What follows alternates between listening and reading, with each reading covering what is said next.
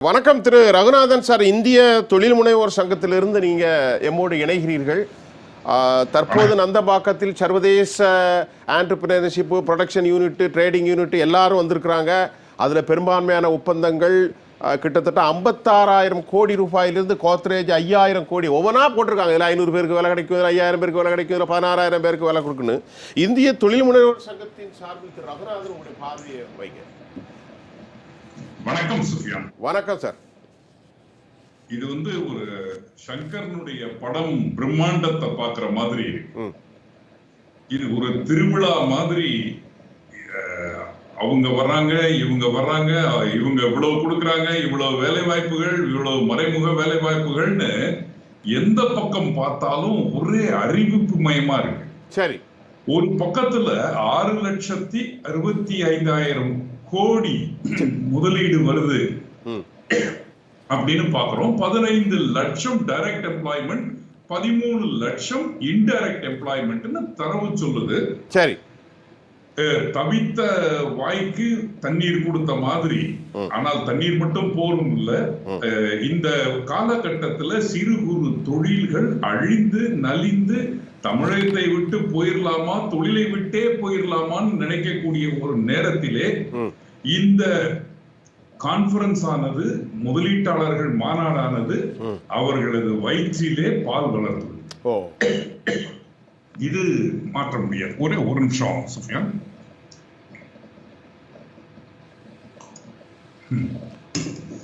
ஆனால் இந்த முதலீடுகளிலே எந்த அளவிற்கு இது நியாயமாக வரப்போகிறது, இங்க இருக்கிறவங்க கிட்ட அது எந்த அளவுக்கு ஒரு பலனை தரப்போகுதுன்னு பார்க்கணும்.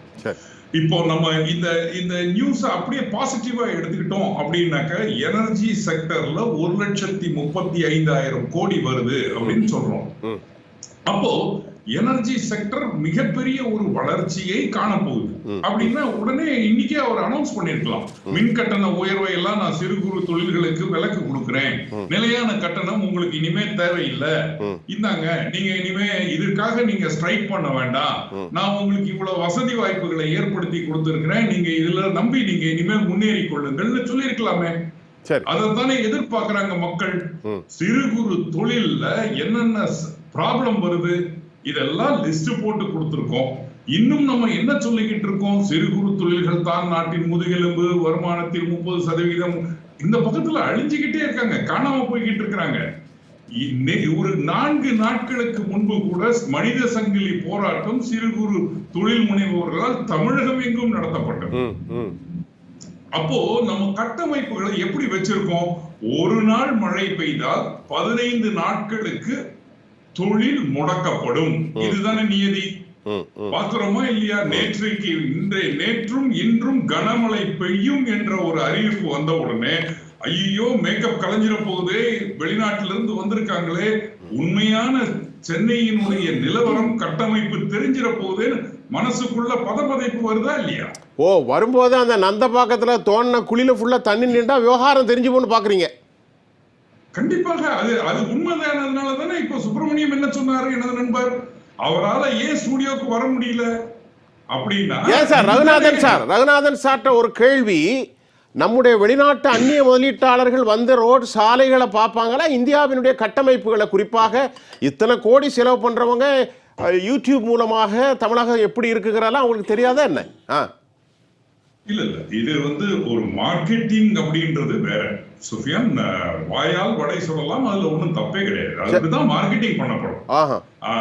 ஆனா அது அந்த வடையை சாப்பிட முடியுமான்றது முக்கியம். அடுத்தது சரி, நம்ம பார்க்கிறது என்னன்னா, நான் இதுல உள்ள நல்ல அம்சங்களை பார்க்கிறேன். இது ஒரு நல்ல முறையிலே தமிழகத்தை மார்க்கெட்டிங் செய்திருக்கிறோம் என்பதிலே மாறுதல் கருத்து இல்லை.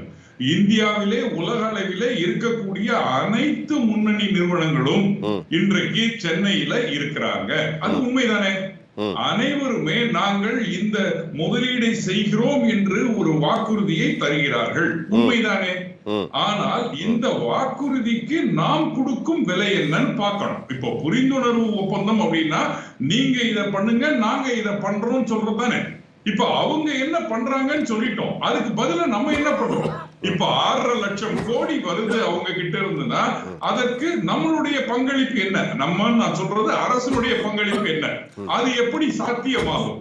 இன்றைய தேதியிலே மிக அதிகமாக கடன் வாங்கிய மாநிலமாக தமிழகம் இருக்கின்றது. கண்டிப்பா. இன்றைய தேதியில வருமானத்திற்கும் செலவுக்கும் இடைப்பட்ட கேப் அதிகமாயிட்டு இருக்கு. இன்றைய தேதியில பலவிதமான முதலீடுகள் இன்ஃப்ராஸ்ட்ரக்சர் டெவலப்மெண்ட்ல வர வேண்டி இருக்கு. இன்றைய தேதியில கைதூக்கி விடக்கூடிய மக்கள் மிக அதிக அளவுல கிட்டத்தட்ட 60% மக்கள் அரசினுடைய வருமானத்தில் அவர்கள் கொடுக்கும் அந்த 1000 ரூபாயோ 6000 ரூபாயோ நம்பியத்தானே இருக்கிறார்கள். இதுதானே உண்மையான நிலை. இப்போ நம்ம இதுல இருந்து மீட்டெடுக்கணும்னா இத மாதிரியான ஷோ கேம் விளையாடணும். அதுல மாறுதல் இல்லை. ஆனால் இந்த ஷோ கேம் விளையாடுறச்சே கொஞ்சம் கேர்ஃபுல்லாக விளையாட வேண்டி இருக்கு. இதற்கு முந்தைய எக்ஸ்பீரியன்ஸ பார்க்க வேண்டி இருக்கு. நிறைய பேர் வரலாம், மேடையில சீஃப் மினிஸ்டரோட அமரலாம், ஒரு ப்ராமிஸ கொடுக்கலாம், முதலீடுகள் தருவதாக சொல்லலாம். எந்த அளவுக்கு அது வரப்போகுதுன்னு பார்க்கணும். இரண்டாவது, எந்தெந்த முதலீடுகள் வரப்போகுதுன்னு பார்க்கணும். இப்ப கடந்த ஒரு மாதமா நிறைய நியூஸ் பார்த்துக்கிட்டு இருக்கிறோம். இன்றைக்கு சென்னையில சிபிசிஎல் ஆயில் கழிவுனால எத்தனை மக்கள் பாதிக்கப்பட்டிருக்கிறாங்கன்னு பார்க்கிறோம்.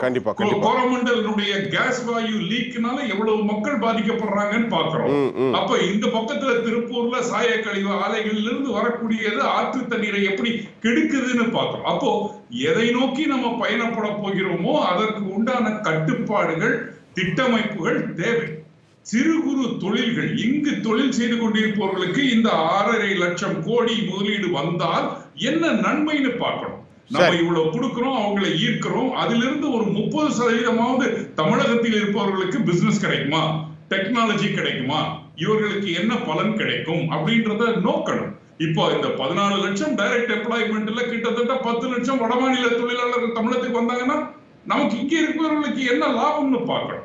வெளிநாட்டு முதலீடு இங்க வந்து மறுபடியும் வெளியிலேயே போயிருச்சுன்னா என்னன்னு பார்க்கணும்.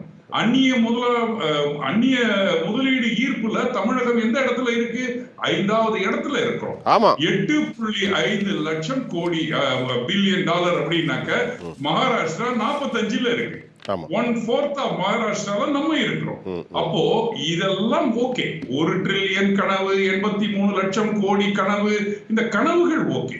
கனவுகள் நினைவுபடுத்தப்பட வேண்டும் என்றால் இங்கு வாழும் தொழில் முனைவோர்களும் சந்தோஷப்படுத்தப்பட வேண்டும். தொழில் நன்றாக இருக்க வேண்டும். சொல்லி முடிங்க சார். ரகுநாதன் சார் முடிங்க. இதை எதிர்பார்த்துக்கிட்டு இருக்கோம். இன்றைக்கு இந்த பண்டிகை காலம் முடிந்தது, விழா காலம் இந்த 2வது நாள் முடிந்தது. இப்ப இந்த தரவுகள் வந்திருக்கு. அடுத்தடுத்த நாட்களிலே இது எப்படி மெய்ப்பிக்கப்பட போகுது, எத்தனை நாட்களிலே வரப்போகுது, எத்தனை ஆண்டு ஆக போகுது, எத்தனை நிலங்களை நம்ம அவங்க கையில கொடுக்க போகிறோம் பார்க்கணும். இதனால் பாதிக்கப்படக்கூடியவர்கள் யார் என்று பார்க்கணும். ரகுநாதன் சார், சுருக்கமா நேரம் கருதி உங்களுடைய நிறைவு கருத்தை வைங்க சார். தொடக்கம் ஃபைன். தொடக்கம் வந்து இன்றைக்கு அறிவிப்புகள் ஃபைன். இதனுடைய டீடைல்ட பார்க்கணும். அந்த டீடைல் உள்ள போனாதான் தெரியும் எந்த அளவுக்கு. இப்ப குஜராத்ல 30 லட்சம் கோடி அப்படின்றாங்க, யூபில 30 லட்சம் கோடி கொண்டு வரோன்றாங்க, இன்னொருத்தர் 7 லட்சம் கோடி கொண்டு வரோன்றாங்க, தமிழகத்துல 6.5 லட்சம் கோடி கொண்டு வரோன்றாங்க. இது எல்லாத்தையும் கூட்டினாக்க நாட்டினுடைய ஜிடிபியை விட அதிகமான தொழில் வளம் பெருகிற மாதிரி இருக்கு. ஆனா எங்க இருக்கு அந்த அளவு ரூபாய்? யார்கிட்ட இருந்து வரப்போகுது? பேங்க்ல இருந்து வரப்போகுதா, அரசிடம் இருந்து வரப்போகுதா? எல்லாரும் கடன்ல இருக்கிறாங்க. ரகுநாதன், இதுல இன்டர்நேஷனல் லெவல்ல நான் பார்க்கும்போது டீஃப்ளேஷன், ரெசஷன்ங்கிற வார்த்தை இப்ப அதிகமா பார்க்கிறோம். அமெரிக்காவிலும் சரி, சீனாவிலும் சரி டீஃப்ளேஷன். இந்த காலகட்டத்தில் இந்தியாவிற்கு இருக்கிற முதலீடுகள் ஒன்றும் பெரிதாக இல்லை. நீங்கள் சொன்ன மாதிரி 30 லட்சம் கோடி, 50 லட்சம் கோடி என்று எல்லாமே கதை விடுற மாதிரி தெரியுது. எப்படி பாக்குறீங்க? அதேதான், வெறும் படம் காட்டுற மாதிரியே இருக்கு.